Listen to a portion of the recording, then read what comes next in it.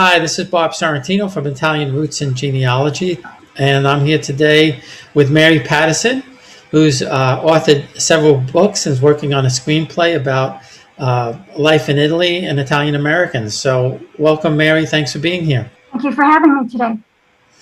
I'd like to start. I know your family is originally from Sicily, correct? And you came when I think you were about 3 years old?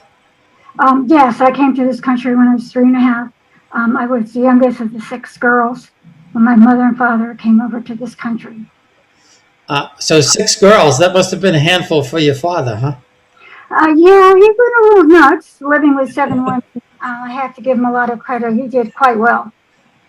Yeah, that's interesting. You know, my mom's family had they had 9 children, but it was 6 boys and 3 girls, so a little bit easier. And you came, interestingly enough, just around the same time as my uncle John. And what's interesting there is when my grandparents came in 1915, they left their oldest son behind in Torito, and he was there with his grandparents, and he didn't come till came to Canada about 1950, and then finally to America about 1954 or 55 or something like that. So all my cousins, you know, they were all born there, or they all had Italian accents. So, you know, we kind of grew up with that. So what brought your family here? I know it was right after the war, right? Yes, it was right after the war. My father was concerned that he wouldn't have enough money to pay for my sister's dowries, so he decided to come to America. My mother was an American citizen. She was actually born here. My grandfather, her parents, were not.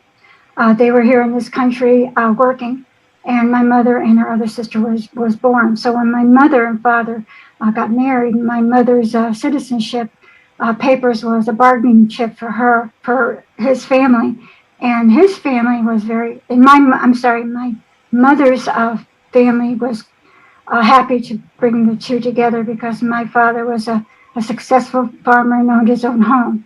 So they had an arranged marriage. So my mother had no trouble coming into the States with the 6 of us. We were all American citizens. We were born. When we entered in the country, my oldest sister, Teresa, she was at the age where she lost her citizenship, and she had to apply for her citizenship when we were here in this country. The reason my father wanted to come here was because he wanted to make enough money for his daughter's dowry and go back to Sicily to marry them. My mother told him that was impossible, would never happen. But my father was stubborn and he was insisting. And so through force, verbal force, I'm sure only, he got us all on a ship, and we came to this country. When we came to this country, we were met by my mother's sister and her husband. She had been here living and had 2 children. We lived with them for quite a while until we got our own housing. Once we came to this country, my father knew he could never save enough money to go back, so of course we never did. Oh, so that's really interesting. So now, so your mother was born in the United States. So how did she wind up back in Italy then? Well, my grandfather, my mother's mother and father were Sicilian or Italian citizens. My grandfather actually worked on the Holland Tunnel. They came to this country after they got married, and they had my mother and her sister. They came here. Well, my grandfather traveled a lot. He went back and forth to the United States, back to Sicily. And it happened when he brought my grandmother. They had the 2 children who automatically became American citizens, and then they went back.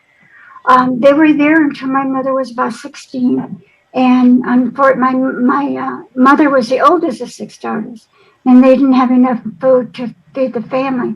So my grandfather took my mother and her sister and came back to the United States, and they worked. My mother actually worked in the garment district in New York City, and so did her sister. So they saved enough money to live on here, and then they sent the rest back to Sicily to support their family. They stayed here for a few years, and then my grandfather and my mother and her sister went back to Visquino, and that's when she married my father. So my mother was an American citizen. Wow, so that's very interesting. I mean, that's a story different, very different from most, Yes. Italian immigrants. And, in my uncle's case, again, he had to apply for citizenship and with his whole family. And even though his, his, all his brothers and sisters were basically born here, and his five brothers all served in World War II. He still had to wait it out with the family in Canada until they were able to come into America. And he had never met his brothers and sisters, and hadn't seen his parents in, I don't know, something like 35 years or something like that. So so I know, the couple of books that you sent me that were very interesting. I guess I guess I would call them, and correct me if I'm wrong, they're kind of like historical fiction, because they are kind of based on events from your family, but not, totally accurate, if you will. My first book, and Gennusa, is loosely based on my family history. I heard stories through the years that my sisters would tell me and my father would tell me, and that's how I started the novel, my first one. It has a lot of history in it that is historically documented. The events of my family is true, but the stories around them is fictional because I wasn't there at the time, or I was too young. So I just made up the story around them. But like, for instance, in the beginning of the first book, and Gennusa, Their Journey, my father had a house in the village, but he rented a farmhouse in the valley where he was an olive grower. He was coming back in his cart with my mother and my sisters. I wasn't born at the time. And they were coming from the farmhouse to the village. And a German plane came right straight towards them. And my father panicked and made all of us get out the cart and run to a tree. Now, my oldest sister told me this story, and she said to me, "Mary, what was Daddy thinking? Did he really think that tree was going to protect us from the plane?" And she started to laugh. And that was actually the beginning of my writing, because that put something in my brain. And I thought, well, that's a great way to start a story about my family. So that's how that all began. Yeah, no, it was. It really catches your interest, and what I really enjoyed about the book was it really gives you some really good insight into the hardships for I guess Sicilians, but also mainland Italians under the rule of Nazism, and the fact that I guess you could still in some ways go about your business, own your farm, and do things like that, but you weren't free to move around as you would like to, I guess. Sure. Yeah, we were not. We were not. Now, my oldest sister was going to school. Of course, the school system over there is different from here back at that time and even now. But she told me that she was in a courtyard with her school friends. The teachers brought them there to one of the villages, and she saw Mussolini. And Mussolini was standing on the top of the steps, saying how he was going to join with the Germans because that was where the success was and the money was, and that was their future. And of course, the Italians and the Sicilians didn't want to. Mm-hmm. They didn't want anything to do with the Nazis, but it was not their choice. It was Mussolini's, and that's what he wanted, and that's what he got. So yeah. So how old was your oldest sister? During the war. During the war? Yeah. But let's see, when we came to this country, we came in 1944. She was 16. So at that time, she might have been about 14. Yeah, so that's roughly around the same age as my cousin. And when I talked to her about it, they lived in Bari, Torito, Puglia, which she told me that there wasn't a large German presence there. But that she remembers the bombers coming, and my aunt gathering up the kids and running into the fields, hoping that I guess they figured they'd be more safe in the fields than in the town if they were going to bomb the town. But their town was never bombed, and she said they had very few Germans there, probably because it probably wasn't that strategically important for them, Yeah, they were mostly around the perimeter of the island, where the shipyards were, the cargo that was coming in with the food and their supplies. That was where they were mostly when they were on the island. Yeah, and you do write about the partisans and things like that. And I don't think people realize that like France, that there were also Italians that were underground and fighting the Germans in the best way that they could. Yeah, it's interesting how a lot of people at that time did their part and when never were acknowledged about it. And of course, they never came out about it. And those are the people we really have to honor and be grateful for because they were also the ones who helped end the war. Yeah, no, exactly, sure. Yeah, they helped, I guess, guide the Americans in and things like that. So now the second book tells the story about a family coming across, on the boat, how tough it was on the ships, and in fact, I just interviewed somebody last week who told me a story very similar to what your story is. Only it was a child that died, and they had to watch the family had to watch the child buried at sea. But I think it's a great story. It tells us hardships about the crossing and how hard that decision was to make, and then the family, getting their roots and succeeding in America.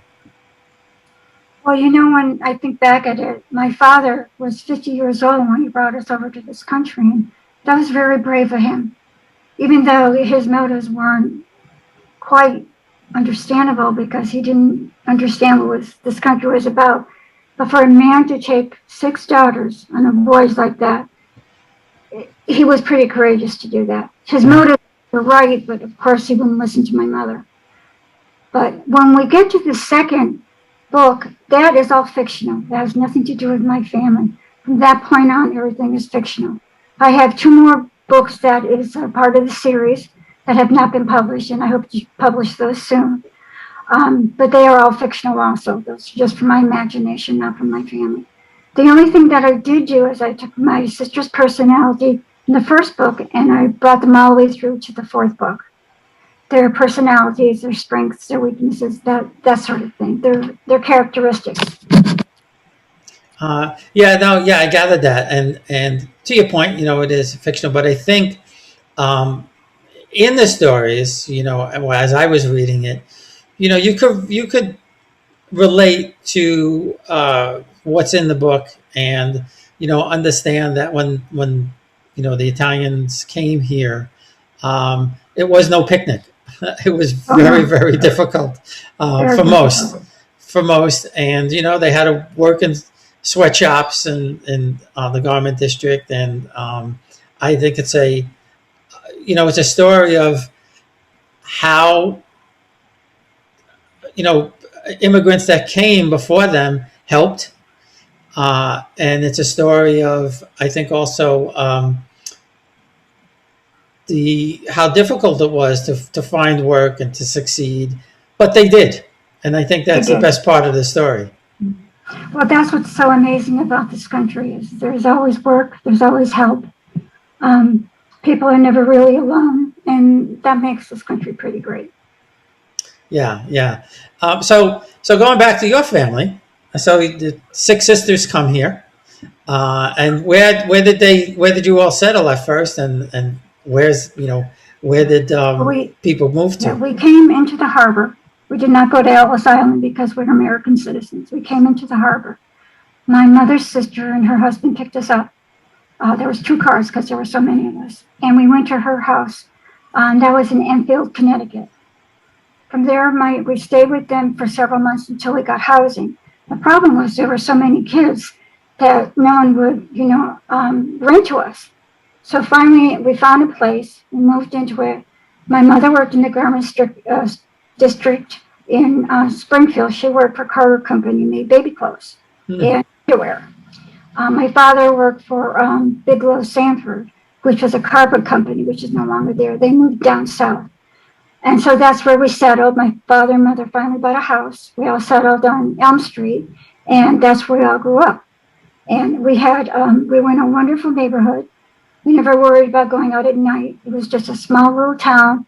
Everybody knew everybody, and it was wonderful. It was really, really heartwarming to be brought up in such an amazing place and never feel lonely or alone or scared. It was wonderful. So what? Now your sisters that were older and lived in knew Sicily. Um, when they talked about, did they ever talk about the differences between the two countries and Oh yeah, oh yeah. When we came over into this country in the ship, my sisters, when I was baby, I didn't know any better. But the food was bad, the water was bad because they were used to fresh vegetables, fresh meat. Everything was made, from scratch. When you go on a transport and you're served hot dogs and beans, they didn't even know what it was, and they couldn't even look at it, let alone eat it. So by the time we came to the States, we were pretty malnourished because and the water wasn't fresh spring water. It was just terrible. So anyways, by the time we got here, we were in a pretty bad situation. And I'm sorry to say I lost my train of thought. What was your question? I'm sorry, Bob. What? Well, what did they say the differences were between the two countries? Well, they never wanted to go back to Sicily because they were very confined. My father ruled the roost, and that was it. You didn't say what you want. When we came to this country, it was a lot easier to sneak out at night, and they did. Change from their school clothes and their work clothes, and they would put. This is funny. They sneak out their ballroom gowns and their high heel shoes and their lipstick. They go out with their girlfriends. They go to ballroom dances when my mother thought they were going to the movies. So they never wanted to go back. Besides that, they had trouble that was my point. When we came to this country, the food was so bad and we were in bad condition. They did not want to go back on the ship to go back over there and go through that torture again because they said it was very bad. It was very, very bad. Now, my mother always said that I was a very active child. Once I got on the ship and got off of the ship, I was never active again. So I don't know what transpired in my physical that made me change, my personality changed. I don't know, but that was something my mother had said. Oh yeah, that's interesting. Yeah, it's. But I remember my uncle one time talking and saying to me he wanted to go back, not to stay. He just wanted to go back to Italy to see what it was like. Now, when they left, they actually owned a house, but it was 2 rooms, bedroom for my aunt and uncle, and my cousin told me and the baby, and she said there was always a baby, so there was always 3 people in there. And then the other room was the kitchen, the living room, whatever the kids' bedroom, and there was no window plumbing. When they left, 1950, they still had no window plumbing, and my aunt said, "No way, I'm going back. No, this is too nice." And they were going to go to a hotel and everything. She still didn't want to go. No, it's quite different, very, very different. I do have a wonderful story to tell you about my trip. Of course, I was just a baby. I don't remember it. But after I published my book, the ship that we came on was called the Marina Perch. This person was talking to his daughter or granddaughter, I don't remember which it was, and wanted to know more about his living in Sicily and his trip over here. And so this person said to his granddaughter, I'll say granddaughter, well, type in the Marina Perch, which she did. And when she did, my book came up. And he contacted my publisher, got all my information, and he called me. And he said, Mary, and he told me who he was and why he wanted. He says, when you were on the Marina Perch and you were coming from Sicily to the United States, I was on that ship with you. He says, you were 3.5, I was 2.5 years old, and my mother was carrying my daughter. So here we were on the same ship coming over to this country, and how he got me was through my book. And he was thrilled to talk to me. And then several months later, we got together. We met in Virginia because he lives in Virginia and I live in Maryland. We went halfway and had lunch together, and it was wonderful. I met his sister. I met his we all had lunch and we had a lot to share, and it was really wonderful. And it took my book to get us together, which is really amazing. Wow, that's incredible. That's really something. Yeah, that's almost hard to believe. Although, I have heard, several other stories like that. Now, have you ever gone back to Sicily? Have you gone back to Sicily, to the hometown? Or? Twice. Yes, I've been back to Sicily twice. I went by the house that I was born in. The very first trip we were there, I went with my two sisters and one of my sister's husband. We're in the center of the village, and it was a festival time. And apparently when American Sicilians come back to Sicily, especially to Bisiquino, it spreads to the village who's coming. So people knew that we were there. So I was standing with my sister, and this woman and her sister came up to me and she said to me in Sicilian, Gennusa Piccerita, which means, are you the Gennusa children? And I said, yes. And she put her hand up to my face and she said, when your father took you to America, it left a hole in the village. When your father took you to America, it left a hole in our hearts. And I stood there. I did not know what to say to her. It was just like amazing that my family had such an impression on the village. The village is not very large, and we lived just up the street from the center of the village. So everybody knew us. The Gennusa girls, the 6 girls. Mm. So yes, it would have been difficult for the village to lose 6 little girls. Yeah, I'm sure. Yes. Yeah. So that was an amazing time for us. And then the second time I went was just a few years ago. I went to Sicily with my sister Nancy, my cousin Anna. We went to Madrid, stayed a couple of days, and then picked up another cousin. And from there, we went back to Bisiquino to our wedding. And that was really amazing to go and see one of my younger cousins getting married and to share it with my family. It was wonderful.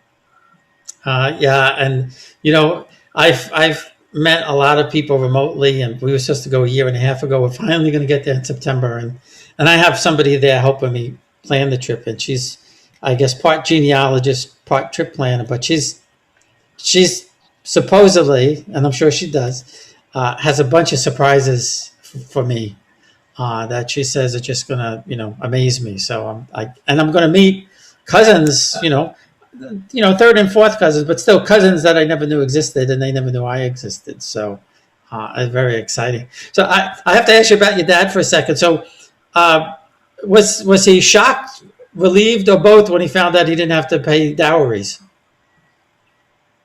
At that point, I think he was tired, and my sister got married, and I think he was really willing to let his daughters go. By the time he came to me and my future husband had to ask for my hand in marriage, my father said, take her. So no, I don't think that bothered him at all. I think he accepted the fact we would never go back there. He accepted it. I'm sure. Take her. And then the next morning, I remember this was the next morning, I got up and I went downstairs, and there's my father and my future husband sitting together, and my husband asked my father for a little bit of brandy for his coffee. They were drinking demi-tasse. So once they drank that was it. My husband was in. My father loved him, So that was fun. That was amazing. And he wasn't Italian, right? So that's even. Oh, he was a big Irishman. And that's another story. When we have time, I have to tell you what happened when my father and he met. That's another story. But I did want to go back to my first book real quick. Franklin and Gennusa, Their Journey. I wrote the screenplay to it. It's loosely based on my book. I have a cousin in Sicily, Antonio Costa. He is a director, and he also writes screenplays. I sent him in my information, and I have not heard back from him, but he is going to look at it and get back to me about hopefully putting my book, my screenplay on film. So that's. No, that would be great because I'll put the links out there and everything. But I found it to be, a fascinating book and really a great insight into the land, Sicily at the time, of the occupation, and learn things that I don't think I ever would have, learned. And again, 2 weeks ago I interviewed somebody who grew up in. He was around I think 5 or 6 when the Germans were in Naples. He's from Naples. And again, similar kind of stories, and the Germans coming up to his father, or I think it was his grandfather, in the cart, and asking him where are the caves and where's this, and terrifying, I'm sure, especially for young kids. I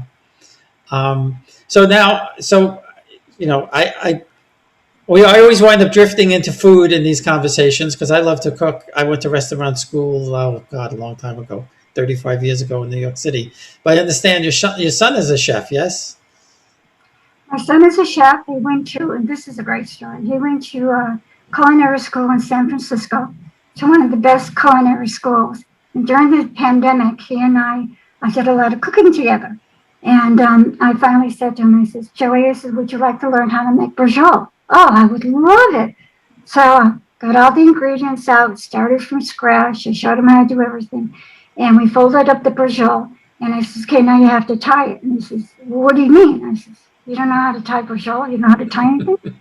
Here he goes to the most expensive school in the United States to learn how to cook. And his little Sicilian mama has to show him how to wrap up brajol. So I wrapped it up and I showed him. He was thrilled.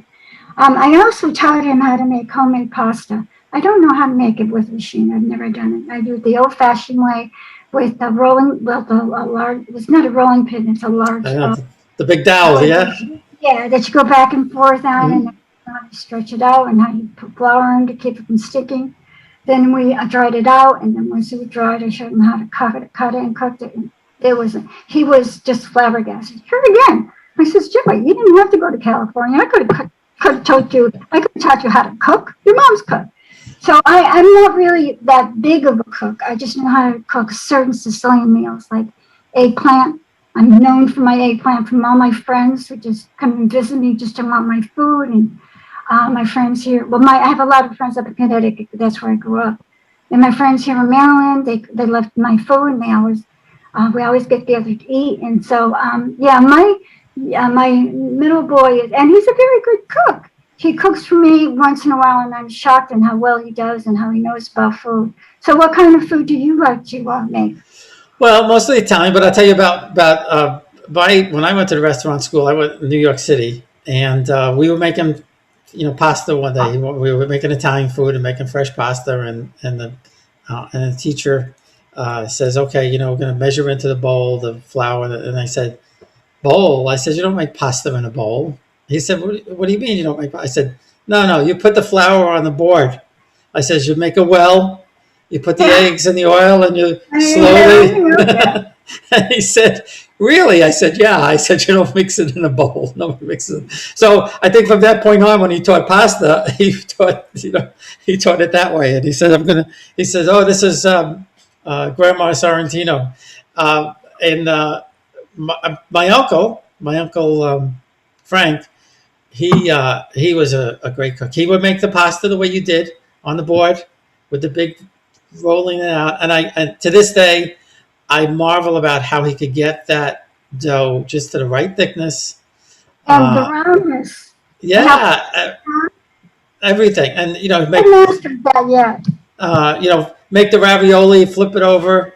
And I wrote a song. I'll have to send you the song. I wrote a song about my cousin Frank was about 16. I must have been about, 11 or so.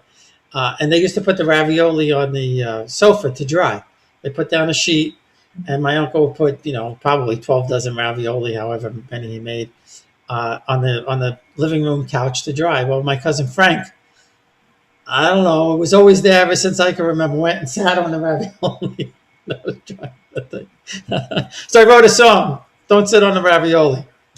Oh, that's funny. So I'll have to send it to you so you can listen to it. You'll enjoy it. But I kind of cook everything because I did go to school. But I love Italian, cooking Italian, and I have on the website some of my family recipes that are out there. And my grandmother, my father's mother, would make she would make a braciole, but they were a little bit well off. So she would make a veal braciole in this onion sauce, and it's marvelous. I'm sure I don't make it quite as well as her because they said ours was the best. I'm sure it was.